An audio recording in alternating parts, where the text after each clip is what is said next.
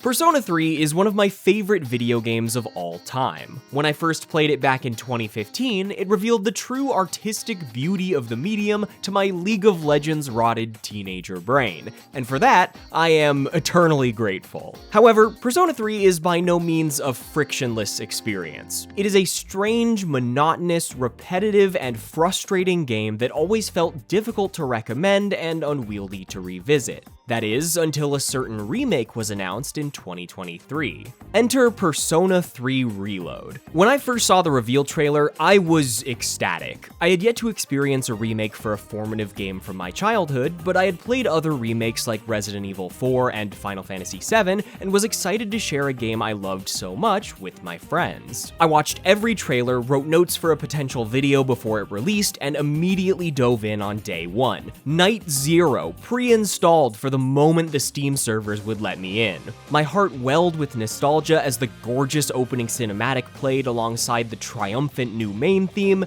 and then things got a bit more complicated. During the first few hours, I felt my mind flash back to that fateful discovery of the Persona series 10 years prior, staying up late every weekend to take turns grinding Tartarus with my best friend. But as the game progressed, something felt off. I spent nearly 100 hours obsessively barreling through Reload, but less out of passion and intrigue like I did with the original, and more out of morbid curiosity and a sense of commitment. Reload attempts to recapture the magic of Persona 3, and in certain aspects, it does succeed. But its subtle diversions and shortcomings also demonstrate that it is very much not Persona 3, which is a problem given that it's being treated like a replacement. Let me explain. The original Persona 3 was released on the PS2 back in 2006, and while largely celebrated for its narrative and artistry, alongside the introduction of many social elements that became staples for the series moving forward, it was an experimental and slightly miserable experience. Much of this was on purpose. At the time, the series was still titled as an extension of Shin Megami Tensei outside of Japan,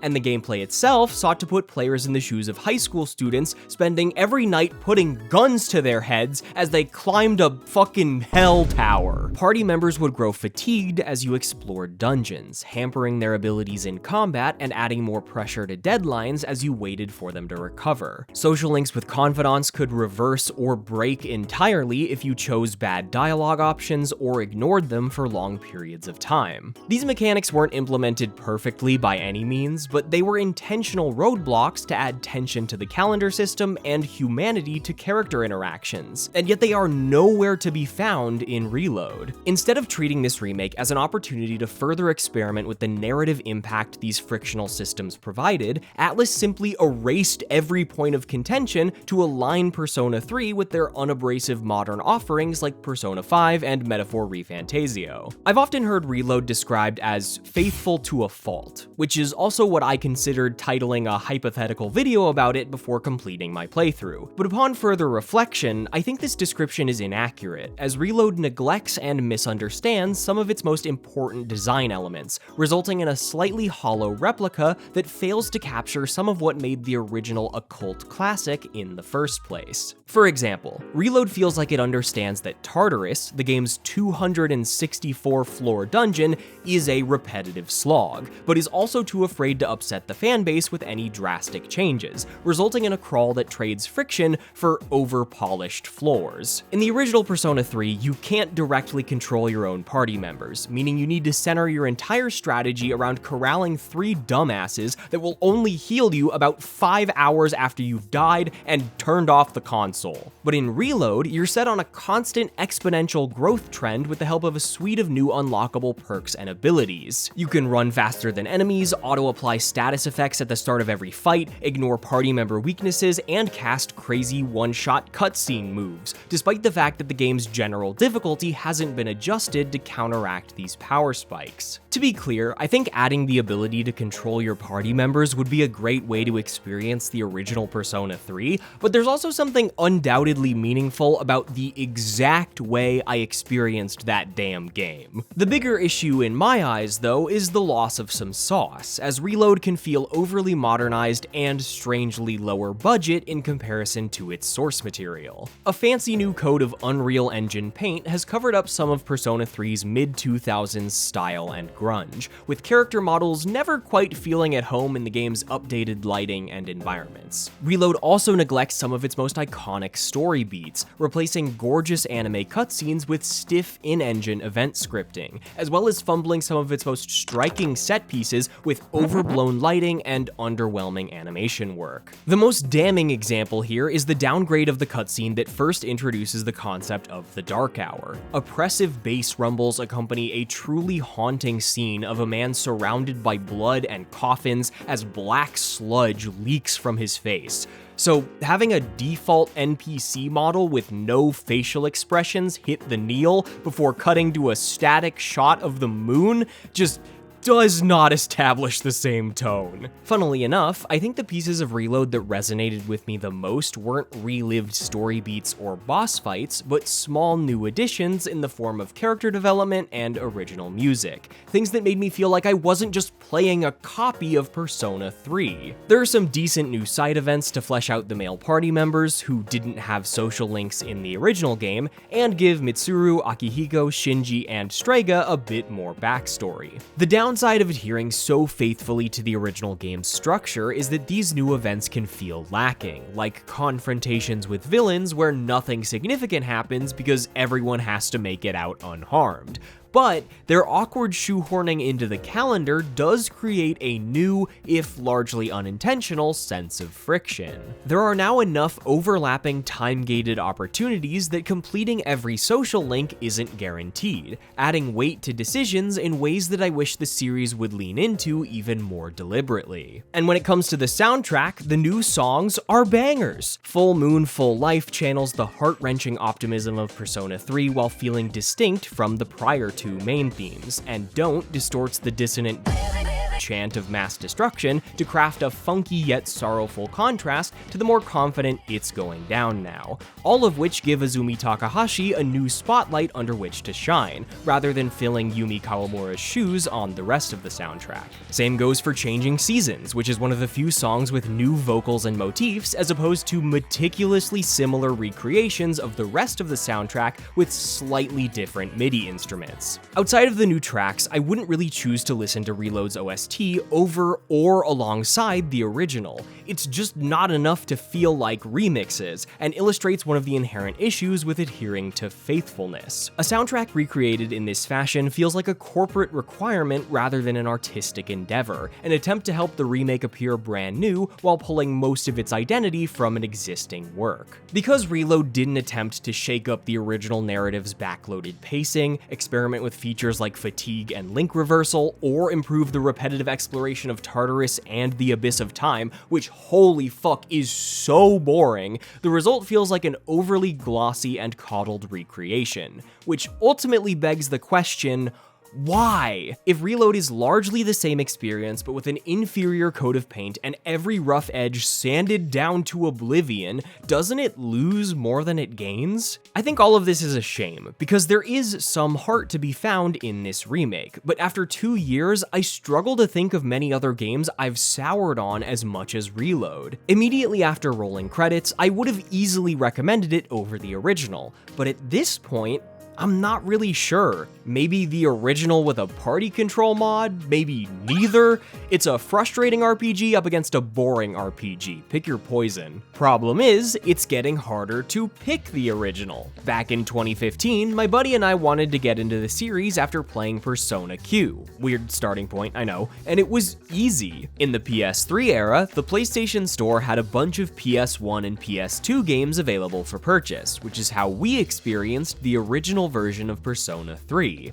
But guess what game you can't buy on modern digital storefronts outside of Portable, which is a semi-remake in and of itself. Boy, I wonder if that has anything to do with the fact that Persona 3 Fez cost me like $10 back in 2015, but Reload's launch price was $70, with $80 and $100 deluxe editions, neither of which included the $35 expansion pass that added the answer, an epilogue that was already included in the PS2 version. Remakes, am I right?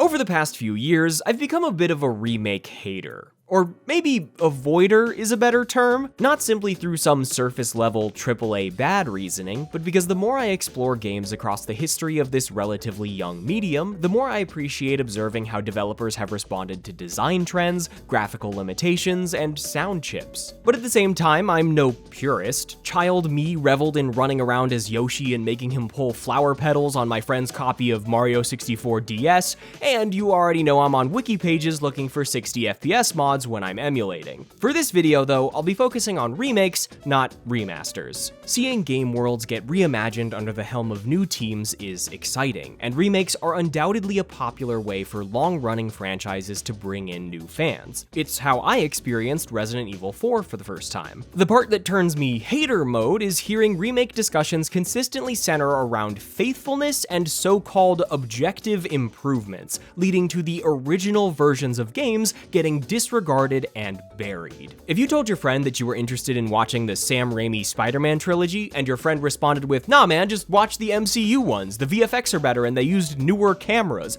you would tell them that they sound stupid, right? You'd look them dead in the eyes and say, "That's stupid, you sound stupid." So then, why is it apparently not stupid when both audiences and corporations do that with video games? Instead of appreciating the evolving languages and human-made imperfections inherent to any artistic medium, many gamers and corporations seem content to view games as tech products to be endlessly improved and replaced. The framing of games in this manner is only bolstered by companies that disregard or flat out fight against preservation, erasing history in an attempt to market a more palatable dish instead of celebrating their original concoctions, weird smells and all. And if you, dear viewer, are interested in the unique artistry of video games, then you may also be interested in physical merchandise dedicated to the unique artistry of video games, in which case I have a seamlessly segued sponsor for you. Hey! Are you doing an ad read without me? Lost in Cult literally sells design books and vinyl records for indie games. That's like my whole thing. True. Can I do the call to action at least? Sure. Lost in Cult is an online store dedicated to crafting premium books about the design and artistry of your favorite games. I'm talking Outer Wilds, Animal Well, Tunic, and now their newest release, Cult of the Lamb. This Design Works book is a behind-the-scenes deep dive into Cult of the Lamb's development process, filled with creative insights, concept art, and a whole lot more. Plus, for the real Lamb heads, I don't know if Cult of the Lamb fans have a name for themselves, there's a deluxe edition pre-order available until June 16th that comes with all sorts of extra goodies. A physical Knucklebones game, themed tarot cards, a fancy red box. I mean, what more could you ask for? Stickers? Because it also comes with stickers. That's like a joke I would have made. You're stealing my whole bit. Lost in Cult also offers a wide array of other merch, including a history of Somogo, which I am very excited to get my hands on, and game vinyls like Nightmare Cart, which I already have my hands on. Right now. Both of them. So if you want to get some cool stuff and support the channel, use code yakkocmn at lostandcult.co.uk or at the link in the description to get 10% off the new Cult of the Lamb collection or anything else from their store. And thanks to Lost in Cult for sponsoring this video. Now back to that other guy talking about remasters or whatever. It's about remakes. I know it's about remakes. I just like pissing him off. Okay, totally random question here, but have you ever tried to just play Yakuza 1? Not Kiwami, that's not the original. Yakuza 1 is a PS2 game, but it hasn't received an official English release since its launch in 2005. Oh, but even if you were to track down a copy and a PS2, you'd find that the English version doesn't include the Japanese voice acting. Excuse me. Excuse you? No.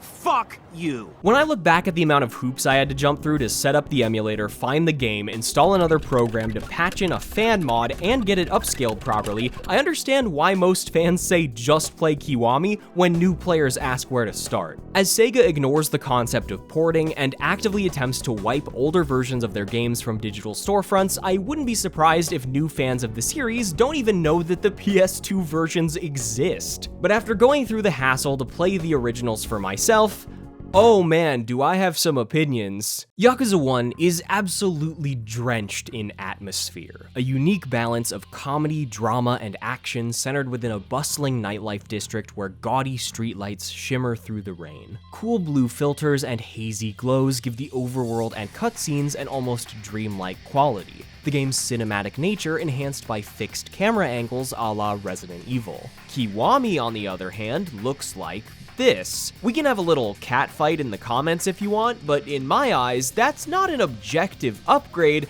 that's a different thing. Yakuza 1 released in 2005, it takes place in 2005, and the simplicity of its combat, storyline, and side offerings really illustrate that it is the birth of the series. It's far less gamey than later entries, as sub-stories feel like natural happenings across the city rather than a daunting checklist of map icons. An extremely limited bank of voice lines fills the streets with the hustle and bustle of its low-poly pedestrians. The combat is simplistic but still pretty fun, and enemies have absolutely wacky AI. Oh my god!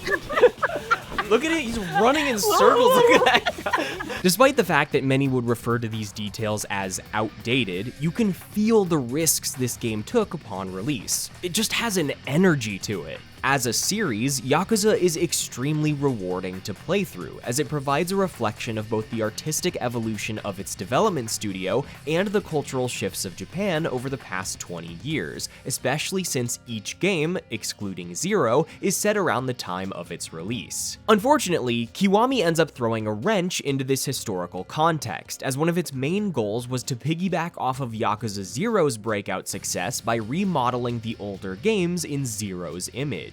There's the added ability to switch between Zero's 3 fighting stances, the reuse of minigames like Pocket Circuit and Wrestling, and the addition of huge new features like Majima Everywhere to give a popular character more screen time. And this is by no means an exhaustive list of changes. My issue here is that making Yakuza 1 like Yakuza 0 makes it less like Yakuza 1.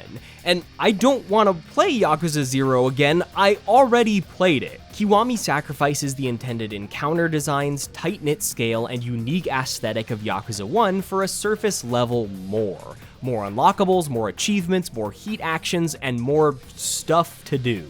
I wouldn't have as much of an issue with these changes, and hell, I'd even encourage more experimentation if the Kiwami series wasn't also old yellering the originals out behind the shed so that no one can experience them again. However, experimentation isn't really an apt way to describe Kiwami 1 and 2, as reusing a bunch of material from Yakuza 0 while retelling existing stories makes them look like hodgepodges of recycled content rather than bold and definitive reimaginings. And yet, even as they reanimate cutscenes shot for shot, they're just not the same. Take the Yakuza 2 cutscene where Kiryu gets stabbed in Osaka. I'm not saying it like that. That's embarrassing. A wistful jazz track that I can't play because of copyright fades out after a moment of contemplation, before an unknown man drops a can and starts walking towards Kiryu. As Kiryu picks it up, the only sounds are footsteps and droning rain. The man bumps past Kiryu and the audio immediately cuts. Pure silence. The rain slowly returns, and the music subtly resumes as the camera pans up to reveal a knife in Kiryu's stomach. As Kiryu tears the knife out, the music suddenly climaxes as the singer's voice warbles in a last hurrah before fading out as he limps away from the camera.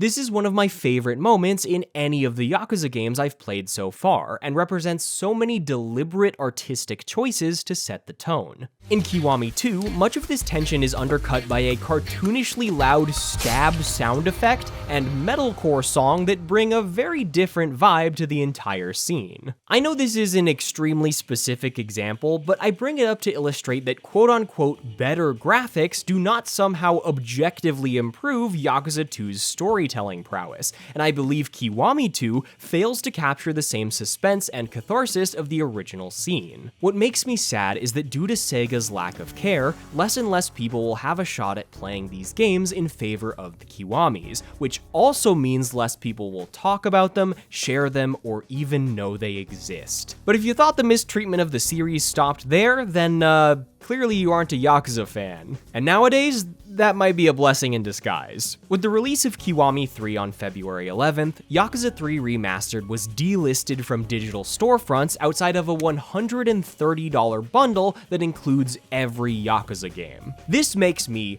so fucking mad. Like, steam coming out of my ears mad. Because Sega knows that some people might choose the $20 remaster over their $60 or $75 remake, they're happy to make a valuable piece of art harder to experience to gamble on just a bit more revenue. Mind you, Kiwami 3 has large changes beyond just modernizing gameplay and cutting tons of side content, as multiple main characters have been overwritten by new actors. And when I say overwritten, I don't just mean voice, I mean they completely changed their faces, including the removal of Rikia's goofy iconic hairstyle. Oh, and one of the other actors is Kiryu's mortal enemy in real life. Just the absolute worst kind of irony for a series that has championed beating the shit out of misogynists since day one. Pair this with the removal of tons of great side stories and the retconning of significant character events to vastly change the ending for whatever fucking reason, and Kiwami 3 feels like RGG writing a fanfiction spin-off while burning the original book. I'm gonna go beast mode, man. I'm crushing somebody with a bike. As I mentioned earlier, the term that gets tossed around more than any other in remake discourse is faithfulness. For many, it's the be-all end-all of what makes a good remake. Problem is, when we're talking about recreating art, subjectivity takes some massive liberties on what faithful means to different people. While I don't have strong feelings for Final Fantasy VII or the remakes, I do appreciate Square Enix using the original game's popularity to develop a meta sequel series, playing with characters, genre, and storyline in such drastic ways that they are expanding upon a creative world rather than just remaking Final Fantasy VII. And yet, this is one of the largest pieces of backlash that Remake has received. It doesn't follow the original storyline, it doesn't have turn-based combat anymore, it's not faithful. But I can't help but feel like the closer a remake is to being truly faithful, the less it needed to be made at all. The concept that so many gameplay ideas, artistic elements, and hell, even entire games are treated as necessary sacrifices for gaming's march of progress feels so backwards that I struggle to understand what people even want out of remakes. Maybe it's just an obsession with ray tracing or the ability to re-experience narratives without pesky game design getting in the way, but that basically disregards video games as more than the sum of their parts. Take the early Resident Evils and Silent Hills. Their tank controls and fixed camera angles were not design flaws of the PS1 and PS2.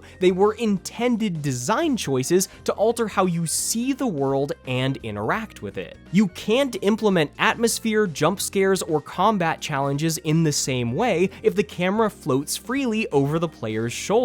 There's also the loss of content, like Kiwami 2 cutting the entire town of Shinseicho, The Last of Us remake removing the multiplayer mode, and the Majora's Mask remake redesigning dungeon bosses while leaving the rest of the game largely unchanged. And for what? A little less friction? Do we just have no tolerance for weird mechanics in video games anymore? For any form of perceived imperfection in our art? Because if we don't, then what the fuck is the Demon's Souls remake? Released in 2009 for the PS3, Demon's Souls was not an immediate hit. It was extremely difficult and experimental when compared to other big releases of its time, but its unique design principles, striking art direction, and haunting soundtrack helped slowly cement it as the central building block for an entire genre that's at least a little popular nowadays. Despite its cult classic status though, Demon's Souls hasn't received nearly as much attention as the Dark Souls series, in part due to its PS3 exclusivity that Sony didn't relinquish after its initial release. That is, until they needed an exclusive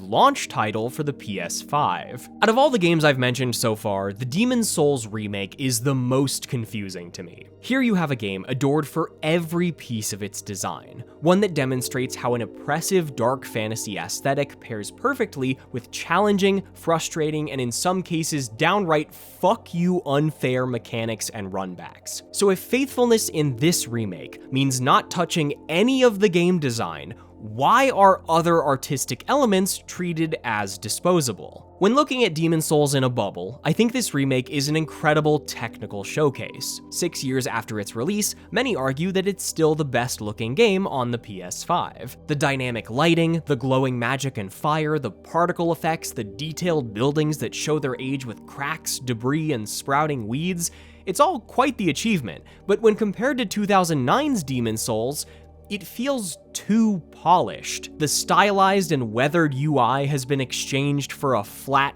corporate sleekness. The haze and sickly coloration that gave real weight to so much of the original's claustrophobic environments feels compromised for the sake of a big-budget system seller spectacle. When I played Demon's Souls back in 2024, I chose to jump through extra hoops to get emulation working because I liked the art direction so much more, and that also extends to the soundtrack, which has been recomposed for whatever reason. There are quite a few examples I could point to, but the biggest downgrade for me is Maiden in Black. In the original Demon's Souls, this hub theme gives an ethereal, dreamlike quality to the Nexus, a place for quiet contemplation and respite after being knocked down again and again by a game that quite literally punishes you for getting knocked down. Most of this song is just a few string instruments and a simple harp melody accented by large gaps of complete silence. It's genuinely an all-timer for me. The Remakes version is so much louder, so much grander, with epic choirs, swells, and very little silence that would make it and much of the new soundtrack feel right at home in something like God of War. It's not bad by any means, but when I think about how remakes operate, I can't help but come back to the unspoken cost of trading out one piece of art for another. This remake means less people will hear and feel the impact of the original Maiden in Black, and for Demon's Souls especially, I cannot see what the trade-off is. Outside of a few small quality of life adjustments, everything is the same gameplay-wise.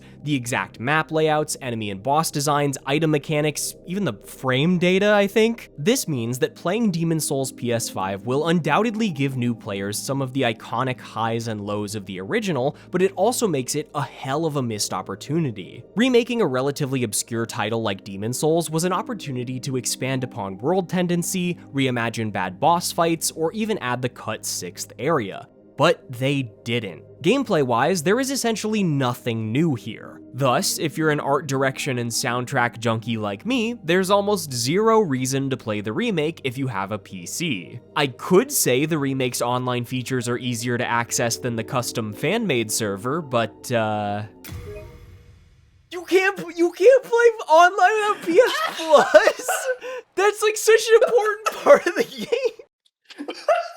The instant you hit that button, it was like, all right, pay up, hand it over. My question is, if you're putting all this manpower and talent into remaking games while changing as little as possible, why not just port the damn games? I mean, the answer is money, because you can sell a remake for $70 and it costs a hell of a lot less to develop than a new IP, but at the very least, I think a great middle ground would be to resurrect beloved games alongside their remakes rather than treat them as disposable. While this is by no means a regular occurrence, there are some examples of studios implementing this idea. Wonder Boy: The Dragon's Trap is a remake that also operates as a remaster, as you can instantly toggle between new painterly visuals and the original 8-bit pixel art with the push of a button. Castlevania: The Dracula X Chronicles contains both the original Rondo of Blood and a remaster of Symphony of the Night, and the PS4 remake of Medieval includes the original game as a reward for completing some of its optional challenges. However, these are all remakes or glorified remasters of nearly 30-year-old games with significant alterations. As we continue to move past remakes of the original retro generations, I think re-releases would begin to pull back the curtain a bit too far and reveal that companies are now reselling PS3 games with a few more particle effects. In an ideal world, it should be just as easy to play a PS1 or PS3 game on modern hardware as a PS5 game, but in the real world, in the fucked up world of game preservation, even the bare minimum is an uphill battle. In a piece from the game business, Marcin Pazinski of GOG discussed how it was a challenge to convince Capcom just to re-release the original Resident Evil. Capcom were like, we have all of those remakes. It's already the superior experience to those games. They didn't really see the value in bringing back the vanilla versions. It took a lot of convincing that there is an audience that has a lot of memories about those games and would love to experience exactly the same game again. Thankfully, we were able to convince them. When we launched Resident Evil on GOG, the reception was absolutely phenomenal, and that was also reflected in the sales. It proved that there is an audience for this. The classical versions, the versions we all remember from our childhood, they still hold a lot of value. I know I've been pretty critical of the remakes featured in this video, but I don't want to sound like I have no respect for the effort that goes into them. At the end of the day, I'm more so seeking to criticize the fact that instead of helping talented developers bring new ideas to life, game companies seem to be prioritizing the creation of overly modernized faux replicas to replace the source material they're meant to be celebrating. Sure, it's not like Reload, Demon's Souls, or the Kiwamis look and sound bad, but when they also functionally discard the original works, are they worth the cost? To me, that doesn't seem like a cost that should have to exist in the first place. And based on the fact that the internet can't seem to shut up about remake discourse for more than a week or two at a time, I'd say I'm not alone in having some concerns here. I'm not gonna sit here and pretend like video games aren't made to be products, but if they continue to also be framed as expiring, outdated tech rather than works of art, much of the inherent beauty found in game design, art direction, voice performances, and music composition will continue getting swept up and discarded. What, did you think the final boss of this video essay wasn't gonna be capitalism? Whether it's through DRM, lobbying, or fights against emulation, game companies have never been too keen on preservation, and remakes have slowly cemented themselves as the more profitable alternative. Yet while many remakes feel like an attempt to exploit the nostalgia gamers have for their favorite titles, nothing can recapture the feeling of playing a video game for the first time. The harder it becomes to play old games, the more we lose beyond just the ability to play said games. New generations of developers creating some of the most acclaimed titles of the past few years are still drawing inspiration from games of the past. Their storylines and writing, their retro art styles, even their quote-unquote outdated mechanics and design concepts. Basically, Yakuza for the PS2 is a redwood tree, and I would appreciate it if the video game industry could collectively put down the chainsaws and pick up a fucking watering can. Otherwise, I'm metaphorically crushing somebody with a bite.